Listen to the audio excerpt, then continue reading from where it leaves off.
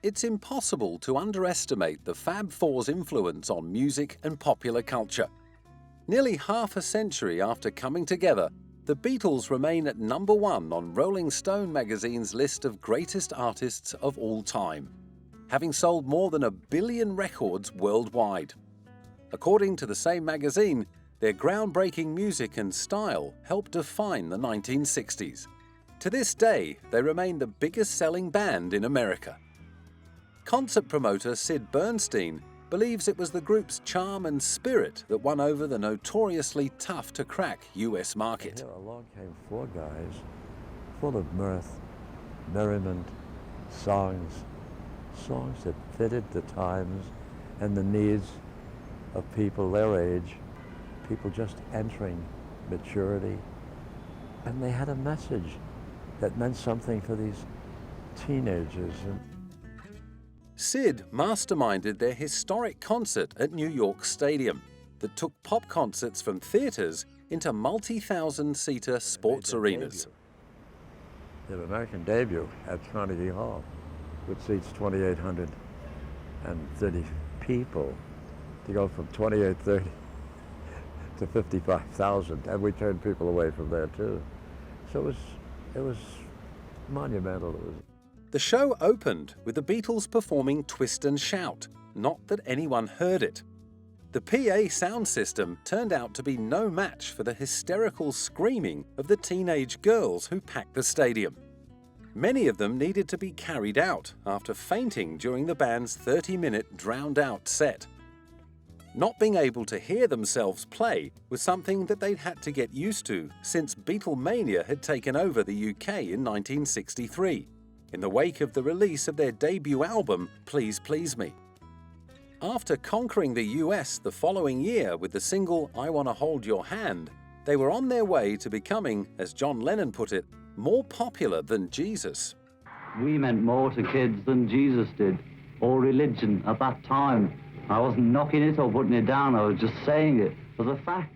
It was a fact that few could deny, as the lads from Liverpool struggled to come to terms with the relentless pursuit of obsessive fans.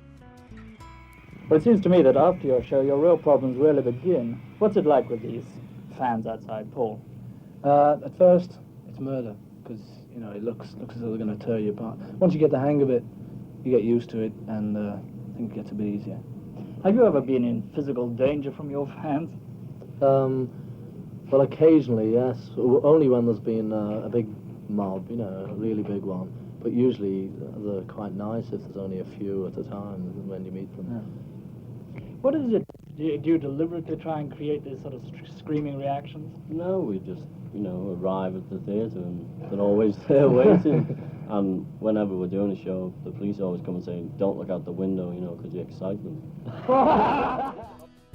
Local police squads were forced to carefully plan special security measures ahead of every scheduled public appearance.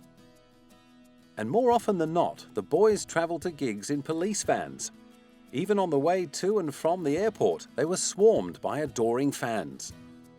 For the shyest and youngest member of the group, all the attention was rather overwhelming, especially when he turned 21. 4-foot-high cake and 52 bags of stuff to be looked through.